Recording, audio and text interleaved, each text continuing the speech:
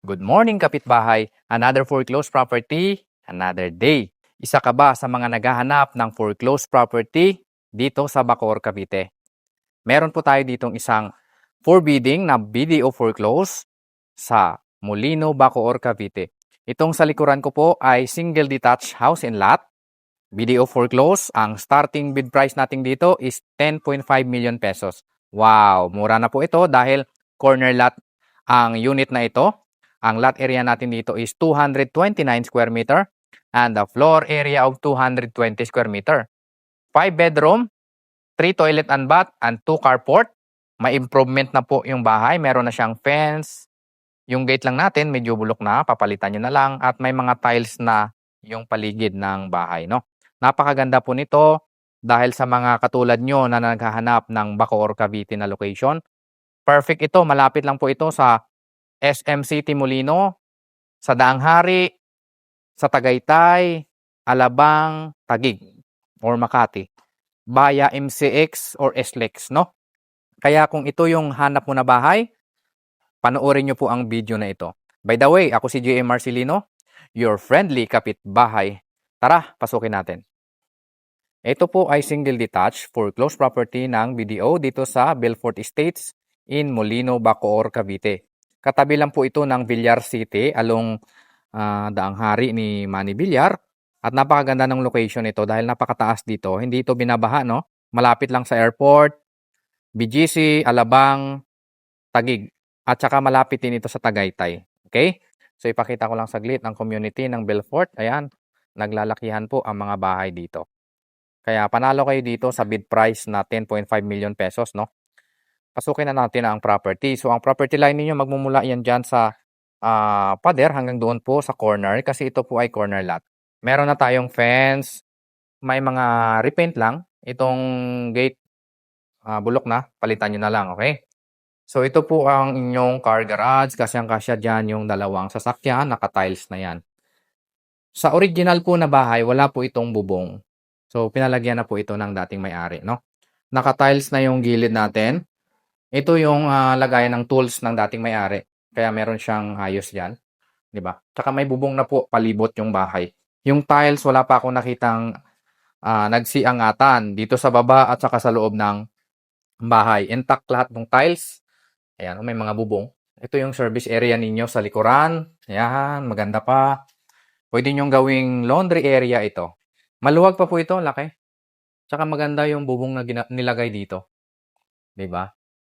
Ikutin natin yung bahay. Disclaimer lang po, meron tayong caretaker dito kaya nababantayan yung bahay at naaalagaan, no? Ayan, may balcony pa. Dito may space pa kayo sa gilid na lupa. Pwede nyong taniman o di kaya kung gusto nyong gawing isa pang garahe dito, pwede naman. Tanggalin nyo lang yung bakod na yon, tapos papalagyan nyo na lang ng gate. Okay? Ayan, nakatiles yung paligid natin. Maganda dito kasi modern itong bahay na to. Kaya sulit yung pera mo dito. Location is Bacoor pa. Pagpasok natin sa loob ng bahay, ganito yung tiles. Maayos. Maganda pa. So, ang issue lang ng bahay na to is repaint at konting repair sa may mga sira, no? Ito yung living area nyo.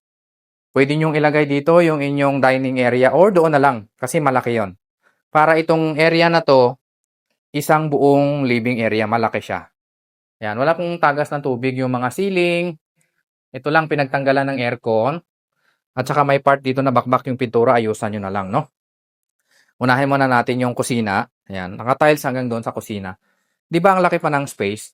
Kapag nag-viewing kayo dito, ma-appreciate nyo po ang laki at ganda ng bahay na to. Mura na ito sa 10.5 starting bid price. Merong issue lang dito na tinanggal yung part ng, kaysa may maliit lang yon, palitan nyo na lang. Napaka-minimal na lang yung ayusan ninyo. Diba? Ito yung kusina na part. May sliding door palabas dyan sa service area. Ito naman yung kitchen. Naka U-type ito. Maayos pa yung countertop ng inyong kusina. Ayan. So itong part na to siguro tinanggal lang dating may-ari. Meron siya diyang gas range. Tapos yung exhaust, tinanggal niya. Palitan nyo na lang. Palagyan nyo na lang ng bago. Diba? Pero wala akong ibang nakitang major na sira dito. Ito din, maliit lang yan. Maliit lang yung magagastos nyo. Pwede nang tirahan to hilamos, konting repair. Pwede na siyang tirahan. 5 bedroom ito. Unahin ko muna yung bedroom number 1 dito sa baba. Yan, ito yung itsura. Repaint lang din ito lahat. Hilamos na yung buong bahay, repaint. Pwede nyo ilagay dyan yung inyong maid's room kung meron kayong helper, no? Toilet and bath dito sa ground floor, ganito yung itsura. So, medyo luma na yung fixtures kasi second hand na. Palitan nyo na lang, pagandahin nyo. Okay? Ito naman yung hagdanan, kahoy siya. Solid na kahoy. Diba? Maayos pa yung hagdanan. Maayos lahat. So, nakikita ko lang talaga, minor lang. Pagdating natin dito sa second floor, naka-tiles na rin siya. Yan, maayos lahat ng tiles, walang sira. Itong part na to, pwede nyong palagyan ng chandelier. Okay? Bedroom number 1 dito sa taas, malaki siya. Kasyang-kasya ang king or queen size na kama. Kung tatlo ang anak ninyo, tag-isa sila, no? Repaint din ang issue nito kasi medyo gamit na. Kaya, i-repaint nyo na lang.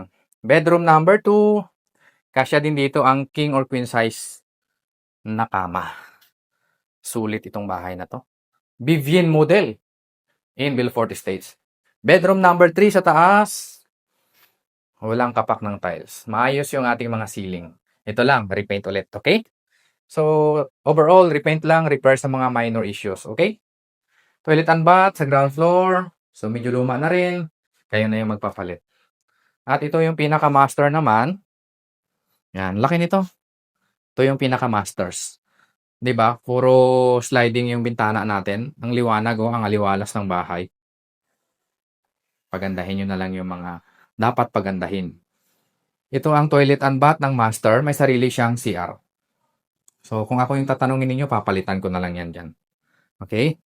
Ito yung pintuan palabas ng balcony mula sa master. Malaki po ito. Ayan, oh. Malaki yung balcony ninyo. Saka maayos yung kisame dito sa bubong. Tigula yung bubong ng bahay na to kasi para maganda yung bubong natin, tigula yung ginawa, yung nilagay. So, tingnan nyo mabuti. Yan na yung extension ng bahay, di ba? Maayos yung bubong. Sulit. Sulit kayo dito. Sulit ang pera ninyo kasi bakuor lang ito. Kung gusto nyo mag-inquire sa property na to, kontakin nyo lang ako, nasa screen ko lang ang number para matulungan ko kayo sa bidding process. Okay?